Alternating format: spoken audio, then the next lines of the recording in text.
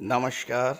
मैं वीके शास्त्री अपने चैनल के माध्यम से आप सभी दर्शकों का बहुत बहुत स्वागत करता हूं। 30 अक्टूबर 2023 यही है वो तिथि जिसका आप बहुत लंबे समय से इंतज़ार कर रहे थे। 30 अक्टूबर को राहु केतु राशि परिवर्तन करेंगे।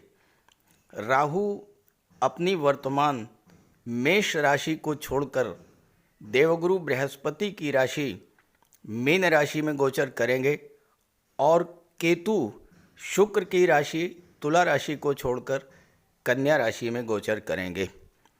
एक ऐतिहासिक परिवर्तन का गवाह बनने जा रहा है 30 अक्टूबर 2023। पिछले 18 माह से आपको जो कष्ट मिले, जो परेशानियां आपको मिली, जो पीड़ाएं आपने झेली, जो आपका नुकसान हुआ, उन सब का अंत होने जा रहा है 30 अक्टूबर से और एक नए जीवन की शुरुआत होने जा रही है 30 अक्टूबर से आने वाले 18 माह तक। तो इस वीडियो में हम समझेंगे कि आखिर क्या वजह थी जो पिछले 18 माह इतने कष्ट मिले आपको, और अब ऐसा क्या होगा आने वाले 18 माह में जिसकी वजह से हमारे जीवन में बहुत बड़ा परिवर्तन आएगा। एक नई सुबह की शुरुआत होगी, दुखों का अंत होगा और खुशियों की शुरुआत होगी। तो बात करेंगे केतु के राशि परिवर्तन का मकर राशि के जातकों के जीवन पर क्या प्रभाव पड़ेगा। ये विश्लेषण आपकी चंद्र राशि के आधार पर किया जा रहा है और वीडियो के अंत में मैं आपको केतु के उपाय भी बताऊंगा। तो ये है मकर राशि के जातकों की कुंडली। आपके लग्न के स्वामी हैं शनिदेव और शनिदेव का गोचर वर्तमान में कुंडली के धन भाव में है। केतु वर्तमान में कुंडली के दशम भाव में तुला राशि में गोचर कर रहे हैं और 30 अक्टूबर को केतु आपकी कुंडली के भाग्य भाव में गोचर करेंगे। बुध की राशि कन्या राशि और केतु के ठीक सामने राहु का गोचर होगा। राहु मेष राशि में गोचर कर रहे हैं और 30 अक्टूबर को राशि परिवर्तन करके मीन राशि में कुंडली के तीसरे भाव में गोचर करेंगे। केतु को ज्योतिष शास्त्र में सर्वाधिक शुभ ग्रह माना गया है। केतु का अर्थ होता है बुलंदी, केतु का अर्थ होता है ऊंचाई, और केतु अगर आपकी जन्म कुंडली में अच्छे हैं तो आपको हर तरह की सफलता प्रदान करते हैं, जीवन में बुलंदी पर ले जाते हैं। केतु आकस्मिकता के कारक होते हैं और अचानक से घटनाओं को घटित करा देते हैं। केतु मोक्ष के भी कारक होते हैं, आपकी इच्छाओं की तृप्ति कराते हैं। केतु धर्म और अध्यात्म के कारक होते हैं और आपको धर्म और अध्यात्म की ओर मोड़ देते हैं। कुंडली में राहु और केतु हमेशा आमने सामने होते हैं। एक तरह से केतु सर्वाधिक शुभ ग्रह हैं जबकि राहु सर्वाधिक पाप ग्रह माने गए हैं। जब दोनों ग्रह आमने सामने होते हैं तो राहु की दृष्टि केतु पर पड़ती है, सातवीं दृष्टि केतु की सातवीं दृष्टि राहु पर पड़ती है। तो इससे क्या होता है कि केतु राहु के अशुभ फलों से रक्षा करते हैं, जबकि राहु क्या करते हैं, केतु से मिलने वाले शुभ फलों में बाधक बनते हैं।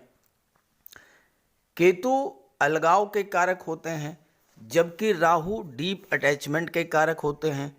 केतु भौतिकता से दूर ले जाते हैं, राहु भौतिकता की ओर ले जाते हैं। केतु आप में त्याग की प्रवृत्ति उत्पन्न करते हैं जबकि राहु आसक्ति और लगाव।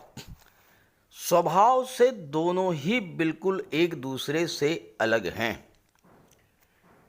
तो क्या वजह है कि पिछले 18 माह से राहु और केतु आपको लगातार कष्ट दे रहे थे। देखिए, राहु का गोचर मेष राशि में था। मेष राशि मंगल की राशि होती है और मंगल की राशि में गोचर करने के कारण राहु मंगल के जैसा ही फल दे रहे थे।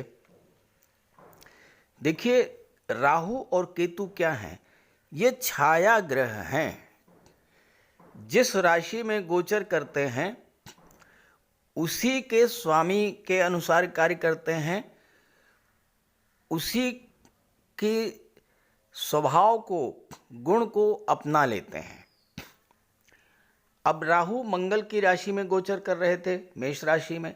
मंगल क्या है? क्रूरता के, जल्दबाजी के, क्रोध के कारक हैं। मंगल चोट चपेट, एक्सीडेंट्स के कारक हैं। तो मंगल की राशि में गोचर करने से राहु में भी मंगल जैसे फल देने की क्षमता आ गई। और अगर मंगल खराब हुए आपकी जन्म कुंडली में तो बहुत ही नेगेटिव फल दिया होगा राहु ने आपको। और ऐसे ही शुक्र जो थे, केतु जो थे, केतु शुक्र की राशि में गोचर कर रहे थे दशम भाव में।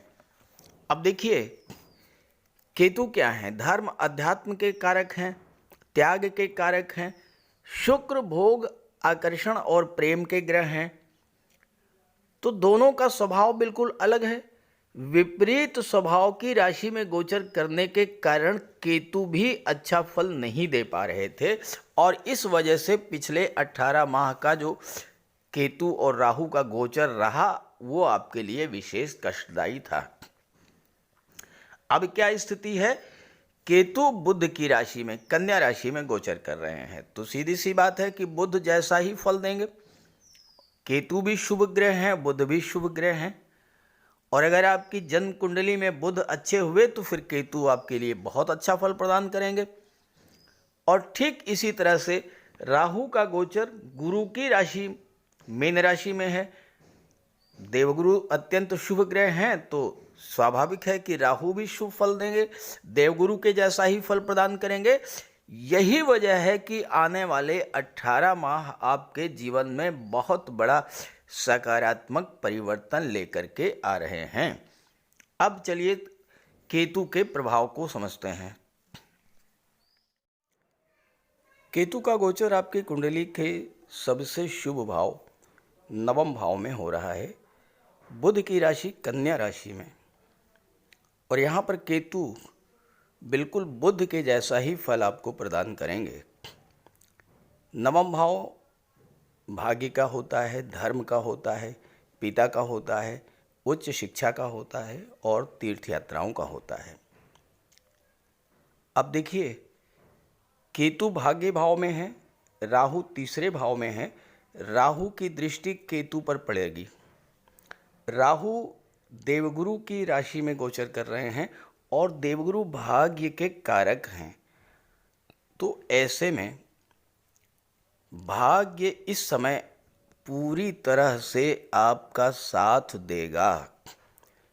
अभी तक आपको भाग्य का साथ नहीं मिल पा रहा था, और भाग्य का साथ नहीं मिलने से आपके काम बिगड़ जा रहे थे। लेकिन केतु क्या करेंगे? भाग्य भाव को बूस्टअप करेंगे, भाग्य का आपको साथ मिलना शुरू हो जाएगा। जब भाग्य आपका साथ देगा तो फिर आपके सभी कार्य बनने शुरू हो जाएंगे। जो भी काम आपके अधूरे रह गए थे वो काम आपके पूरे होंगे। क्योंकि इसके पहले क्या स्थिति थी? 30 अक्टूबर के पहले की स्थिति क्या थी कि राहु की दृष्टि आपके कुंडली के दशम भाव पर पड़ रही थी। राहु मेष राशि में थे, खराब फल दे रहे थे। तो आपके जो भी कार्य आपने शुरू किए वो आधे अधूरे रह गए। राहु तो कार्यों को बिगाड़ देते हैं। लेकिन अब क्या होगा? अब राहु गुरु की राशि में आ गए, केतु बुध की राशि भाग्य भाव में आ गए, तो भाग्य का साथ मिलेगा। केतु धर्म अध्यात्म और मोक्ष को शो करते हैं। नवम भाव धर्म अध्यात्म का होता है, तो आपकी रुचि धर्म कर्म में बढ़ा देंगे। और इन 18 माह के भीतर आप अगर तीर्थ यात्राओं पर जाते हैं, देव दर्शन पर जाते हैं, तो इसका आपको विशेष लाभ मिलेगा। भाग्य भाव को बूस्टअप करना है, भाग्य भाव को मजबूत करना है, तो आपको अपने पिता, अपने गुरु का सम्मान करना होगा। पिता और गुरु के मार्गदर्शन में आपको चलना होगा। आपके बिगड़े काम बनना शुरू हो जाएंगे। और इसके अलावा कुंडली का जो नवम भाव है ये उच्च शिक्षा को शो करता है, और केतु तो बुलंदी के, ऊंचाई के कारक होते हैं। तो आपकी शिक्षा अगर किसी वजह से अधूरी रह गई थी तो आप उच्च शिक्षा प्राप्त करेंगे। उच्च शिक्षा के लिए विदेश भी जा सकते हैं कि देवगुरु बृहस्पति जो हैं वो विदेश भाव के स्वामी हैं, तो विदेश जाने का भी योग बनेगा। केतु और राहु दोनों को देवगुरु के समान ही 3 दृष्टियां प्राप्त हैं। केतु की पंचम दृष्टि आपके लग्न भाव पर पड़ेगी। लग्न भाव क्या है? आपका व्यक्तित्व है, आप स्वयं हैं। बुध की राशि में है केतु, और बुध क्या है? बुद्धि के कारक।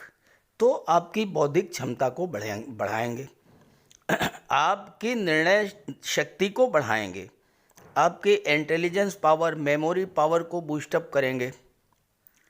अपने कैरियर, अपने परिवार, अपने रिलेशंस, धन या प्रॉपर्टी को लेकर के अगर आप कोई सही फैसला नहीं ले पा रहे थे, आपके मन में भ्रम की स्थिति बनी हुई थी, वो स्थिति समाप्त होगी। आप सही फैसला लेंगे और आपको उसका लाभ मिलेगा। बुध व्यापार के कारक होते हैं, आईटी सेक्टर के कारक होते हैं, कम्युनिकेशन, मैनेजमेंट और कंप्यूटर के कारक होते हैं। तो इन क्षेत्रों में आपकी रुचि को बढ़ा देंगे केतु, और इसका आपको लाभ मिलेगा। हालांकि केतु डिटैचमेंट के कारक होते हैं। इस समय, इस गोचर काल में आप अकेलापन पसंद करेंगे। आप अकेले बैठ करके अपने बारे में, अपने कार्यों के बारे में, अपने परिवार, अपने धन के बारे में सोचना पसंद करेंगे। आप जो भी कार्य कर रहे हैं, आप खामोशी से, शांति से पूरा करने का प्रयास करेंगे। आप ये चाहेंगे कि आपको कोई डिस्टर्ब ना करे, क्योंकि केतु के प्रभाव से मन आपका शांत रहेगा, आपकी कंसंट्रेशन बढ़ेगी, एकाग्रता बढ़ेगी, और आप जो निर्णय स्वयं लेंगे उसमें आपको लाभ मिलेगा। धन को लेकर के आप कोई ऐसा फैसला ले सकते हैं जिससे आपकी इनकम बढ़े और आय के नए रास्ते खुलें। केतु की दृष्टि, सप्तम दृष्टि जो है वो तीसरे भाव पर पड़ेगी, और बुध की राशि में है केतु। बुध तीसरे भाव के कारक होते हैं। राहु केतु छाया ग्रह हैं, जिस राशि में उसी जैसा फल प्रदान करते हैं। तो बुध की राशि में है तो बुध के जैसा फल प्रदान करेंगे। अब तीसरा भाव क्या होता है? पराक्रम पुरुषार्थ का होता है। यहाँ पर राहु बैठे हैं तो आपके पराक्रम पुरुषार्थ में तो वृद्धि करेंगे ही, साथ ही साथ तीसरा भाव सोशल मीडिया का होता है। तीसरा भाव ऑनलाइन प्लेटफॉर्म का होता है, इंटरनेट का होता है। तीसरा भाव संचार माध्यमों का होता है, और यहाँ राहु विदेश के कारक होते हैं। तो आपको संचार माध्यमों से विदेश से जोड़ देंगे और वहाँ से आपको धन का लाभ होगा। तीसरे भाव के स्वामी भी देवगुरु हैं, और 12वें के स्वामी भी देवगुरु बृहस्पति हैं, और राहु गुरु की राशि में हैं। तो इसलिए आपका तीसरे भाव का 12वें भाव से संबंध बनेगा और आपको उसका लाभ मिलेगा।